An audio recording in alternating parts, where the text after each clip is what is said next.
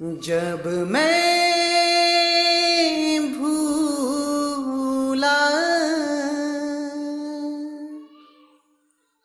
ओ मेरे भाई, सतगुरु जुगत लखाई। किरिया कर्म धार में छाड़ा, ना तीरथ जाई, ना तीरथ जाई। ना मैं जानू सेवा बंदगी, ना मैं घंट बजाई, ना मैं घंट बजाई। देखो, ये कर्मों का हेरफेर होता है, सबके कर्म अपने साथ होते हैं। बड़े बड़े भक्तों को बड़ी बड़ी विपदाएं आई हैं, लेकिन इसका मतलब ये नहीं होता कि वो भक्ति नहीं कर रहा। भक्ति तो करनी है। पिछले जन्म की वजह से आज का जन्म मिला है, और आज जो कर रहे हैं उसकी वजह से अगला जन्म मिलेगा। पीछे गलत बीज बोए हैं भाई, इसलिए आगे बबूल के पेड़ मिल रहे हैं। तो अब आम बोना शुरू करो। अगर मुक्ति चाहिए तो बहुत अच्छी बात है, फिर तो कुछ करने की ज़रूरत ही नहीं है, फिर तो मुक्ति का रास्ता ढूंढो। लेकिन अगर अगले जन्मों में सुख चाहिए, जैसे आज तुम दुख, कोई कहे कि मैं बहुत दुखी हूँ, मुझे सुख चाहिए, तो अगले जन्म भी ऐसे ही बोलोगे मैं दुखी हूँ। तो अगले जन्म में सुख चाहिए तो भाई आज बोलना शुरू करो आम, ठीक है ना। लेकिन अगर नहीं चाहिए अगला जन्म, फिर नाम ढूंढो, फिर छोड़ो, फिर बबूल भी छोड़ो, आम भी ढूंढो, आम भी छोड़ो, फिर नाम को ढूंढो। नाम का है, क्योंकि नाम से मुक्ति होगी, ठीक है ना। सभी संतों ने एक ही बात बोली है, घूम फिर के एक ही पे आ जाती है कहानी कि भाई नाम है, उस नाम को जानो कि वो नाम है क्या। नाम जपने वाली चीज़ नहीं होती है कि कोई नाम जपने लग गए। नाम जपने से मुक्ति होती तो किसी को गुरु धारण करने की जरूरत ही नहीं थी। सारे नाम जानते भगवानों के, आप लोग भी तो जानते ही हो, कुछ ना कुछ तो आप भी जानते हो भाई। हम नाम लेने जा रहे हैं गुरु जी से, बिना वहाँ गए भी तो हम कुछ ना कुछ तो जानते हैं नाम के बारे में। तो आप भी वही जानते हो, 52 अक्षरी नाम, और गुरु ने भी वही नाम दे दिए 52 अक्षरी, फिर बात नहीं बनेगी। गुरु जी से वो ज्ञान प्राप्त होना चाहिए जो आपके पास नहीं है, तब वो आपका गुरु हुआ। जो आपके पास है वही आप उनसे ले रहे हो तो क्या फायदा, फिर वो गुरु नहीं हुआ। इसीलिए नानक साहब ने बार बार बोला है कि जग में नाम अलग है संतो, नाम ढूंढे नहीं मिलता। लेकिन आज किसी से भी पूछ लो, कसाई को भी पूछा, हाँ भैया नाम जपते, हाँ आधा घंटा बैठता हूँ मैं, नाम जपता हूँ। किसी से भी पूछ लो, हर बंदा यही बोलेगा कि हाँ भाई मैं तो नाम लेता हूँ, राम राम करता हूँ, रब का नाम लेता हूँ सुबह सुबह उठ के। लेकिन वो नाम नाम नहीं है, वो नाम नाम ही नहीं है। बस दिक्कत यहाँ पे आ रही है।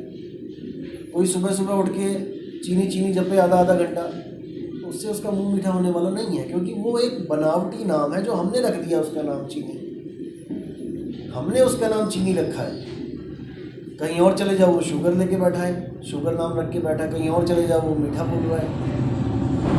तो इन नामों से वो चीज़ नहीं मिलने वाली जब तक उस चीनी का ज्ञान नहीं हो गया, उस वस्तु का ज्ञान नहीं हो गया। जब तक सारे नाम व्यर्थ हैं, जो मर्जी जपते रहो, हिंदी पंजाबी उर्दू फारसी कोई भी भाषा का नाम जपते रहो।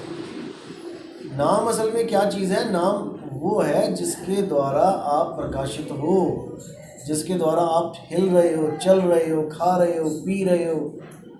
उस नाम की वजह से हो रहा है ये सब। जैसे ये बल्ब है, उस करंट की वजह से ये प्रकाशित है। नहीं तो जब ये दुकान में पड़ा हुआ था तो ये जल नहीं रहा था, केस में रखा हुआ था बाकी बल्बों के साथ। आप घर में ले आए, आपने कनेक्शन में लगा दिया, वो जलने लग गया। तो जलाने वाली क्या चीज़ है? वो करंट है, उसकी वजह से ये प्रकाशित है। इसी तरह नाम की वजह से आप प्रकाशित हो। आप खा रहे हो, पी रहे हो, देखो हाथ हिला रहे हो, हाथ उठा रहे हो, नाम है इसलिए। नाम नहीं है, उठा के दिखाओ, पड़े हुए हैं। तो उसी को खोजना है जो सारे ब्रह्मांड को चला रहा है। इसी शरीर में ही सब कुछ है। जो पिंडे सो ब्रह्मांडे, जिन्हें खोजा तिन पाया। ये शरीर चल रहा है, ब्रह्मांड चल रहा है। पांचों तत्वों को देखो कैसे मिला के बैठा रखा है नाम ने। ये पांच तत्व एक दूसरे के दुश्मन हैं। अभी आग जलाओ, हवा फूंक मारो, बुझ जाएगी। आग जलाओ, पानी मारो, बुझ जाएगी। लेकिन इस पांच तत्वों में देखो कैसे एक दूसरे को खा भी नहीं रहे। ये तत्व एक दूसरे के साथ मिल के पांचों तत्व काम कर रहे हैं।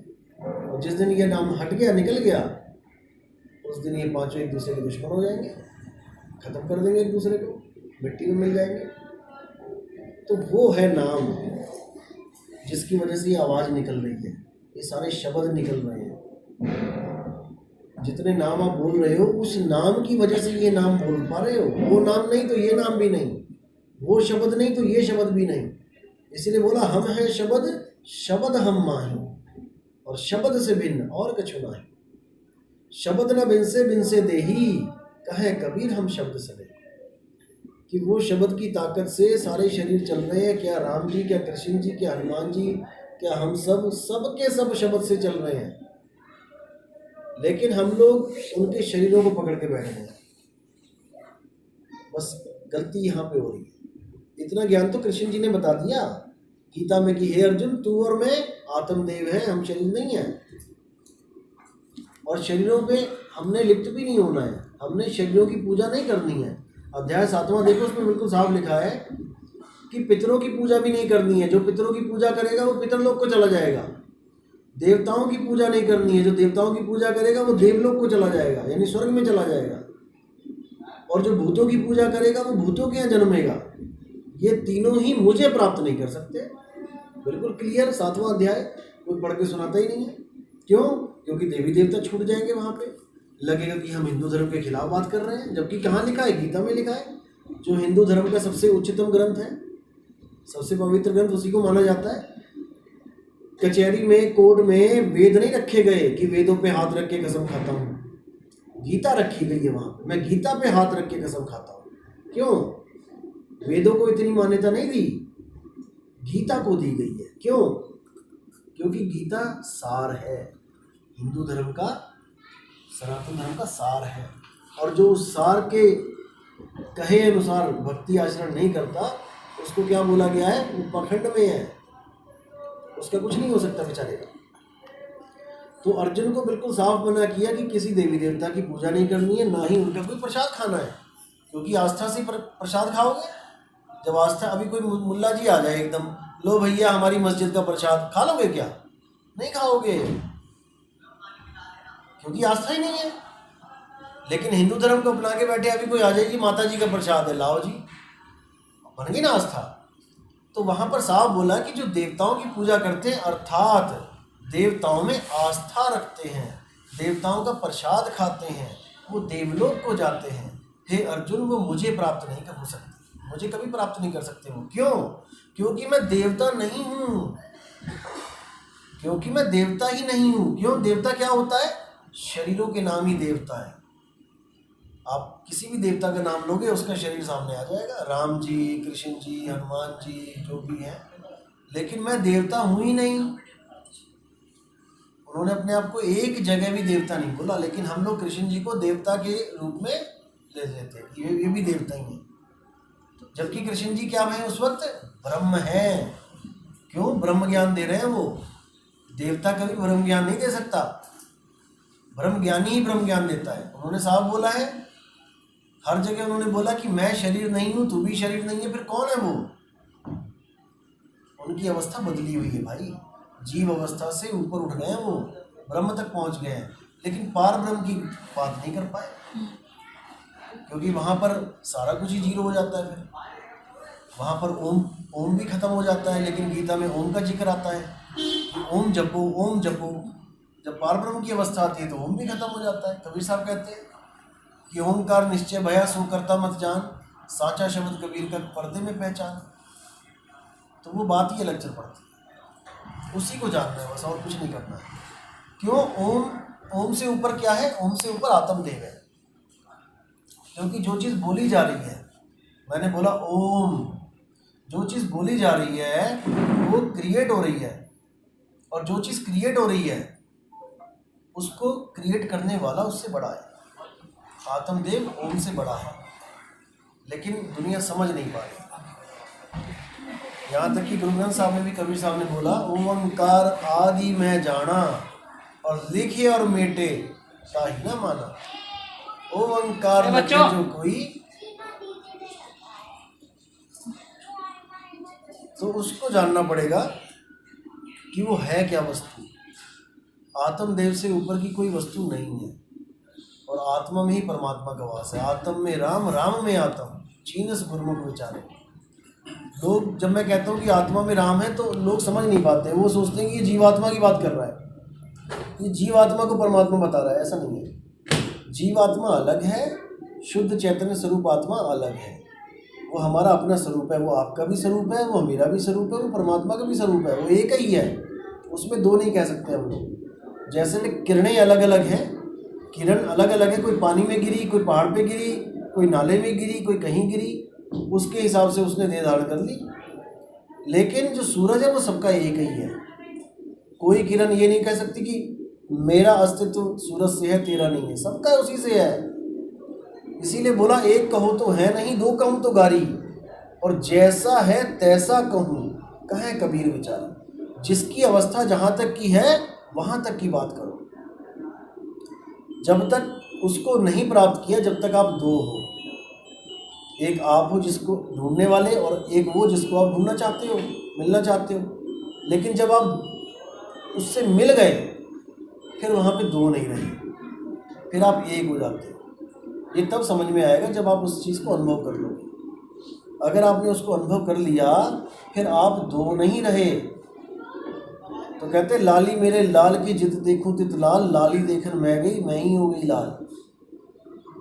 उसको ढूंढने चले और हम ही वो हो गए, क्योंकि हम खुद को ही नहीं ढूंढ पा रहे हैं। परमात्मा को तो बाद में ढूंढेंगे, पहले खुद को तो ढूंढ लें।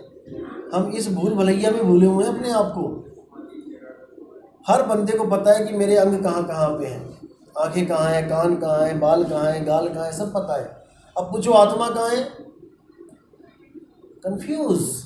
अब क्या करते, वो बाबा जी कहते थे कि आत्मा नाभि में होती है, वो बाबा जी कहते थे आत्मा हृदय में होती है, वो बाबा जी कहते थे आत्मा यहाँ होती है, यहाँ होती है। अब लगे बाबा जी के चक्कर में। कौन सा बाबा जी क्या कहता है, उसी को सत्य मान के बैठे हुए। जबकि तुम्हें ये खुद अनुभव करना है कि मैं हूँ कहाँ। ये कैसे अनुभव होगा, पहले इसके बारे में जानकारी लेनी पड़ेगी सही से, कि आत्मदेव का स्थान है कहाँ पे, आत्मदेव संतों ने बताया कहाँ पे। इसी चीज़ को बार बार क्लियर कर रहा हूँ मैं कि आत्मदेव शरीर में नहीं है। वाणियों के द्वारा भी कर रहा हूँ, और प्रैक्टिकल के द्वारा भी बताया गया लोगों को, और साइंस के द्वारा भी कई जगह प्रूफ किया जाता है कि वो केवल सूरत के माध्यम से चल रहा है शरीर। आत्मा के माध्यम, आत्मा शरीर में नहीं है कि आत्मा कहीं शरीर में घुस गई है, नहीं। शुद्ध चैतन्य स्वरूप आत्मा शरीर से बाहर है। उसकी एक सूरत, यानी कि उसकी एक रोशनी आई हुई है इस शरीर में, जैसे सूरज की रोशनी आ रही है इस खिड़की से अंदर। अब कोई कहे कि सूरज आ गया खिड़की से अंदर, तो सूरज नहीं आ सकता खिड़की से अंदर, उसकी एक रोशनी आ रही है। उसी रोशनी की वजह से कितना प्रकाश हो गया एकदम। दिन में बल्ब भी जलता हुआ दिखाई नहीं देगा तुम्हें। अगर दिन में सूरज चमक रहा है तो बल्ब भी जलाओगे, दिखेगा ही नहीं, प्रकाश कहाँ गया उसका, उसी में समाहित हो जाएगा। इसी प्रकार वो सूरत इस बॉडी के अंदर आ रही है, और उस सूरत के द्वारा सारा काम चल रहा है। और आपका जो स्वरूप है वो सूरत स्वरूप है, उसी को जीव कह देते हैं। जीव की संज्ञा दी सूरत को। जो सूरत भटक रही है उसको जीव बोला, जीव आत्मा बोल दिया। कहते जीव आत्मा भटक रही है। आत्मा भटक रही तो हम लोग कह देते हैं, आत्मा कभी नहीं भटकती है। आत्मा का तो ज्ञान चाहिए हमें, आत्म ज्ञान। भटक कौन रहा है, जीव भटक रहा है, जिसको हम सूरत कह देते हैं। सूरत फंसी संसार में, आत्मा फंसी संसार में नहीं बोला आज तक किसी संत ने। आत्मा को तो ये बोला है कि आत्मज्ञान बिना नर भटके, कभी मथुरा कभी काशी। तो सूरत रूपी जीव संसार में फंसा हुआ है। सूरत फंसी संसार में, तासे पर गई दूर, सूरत बांध स्थिर करो, आठों पहर हुजूर। अपनी सूरत को केवल तुमने स्थिर करना है। कहाँ पे, अपने आप में, अपने स्वरूप में, अपनी आत्मा में। क्योंकि आत्मा अडोल है, सूरज अडोल है। सूरज की किरणें फैल रही हैं हर जगह, लेकिन सूरज एक पॉइंट पे खड़ा है। हालांकि ये वाला सूरज नहीं, एक इशारा बता रहा हूँ मैं, ये भी घूम ही रहा है क्योंकि ये भी अचल नहीं है, लेकिन वो जो सूर्य है जो जिसको हम अध्यात्म में आत्मदेव कह रहे हैं वो अचल है, वो चलता नहीं है। बस उसी में आपने वापस अपने आप को पहुंचा देना है, अपनी सूरत को वहाँ पहुंचा देना है, और उसके लिए आपको कहीं जाना नहीं पड़ेगा, यहीं बैठे बैठे होगा सारा काम।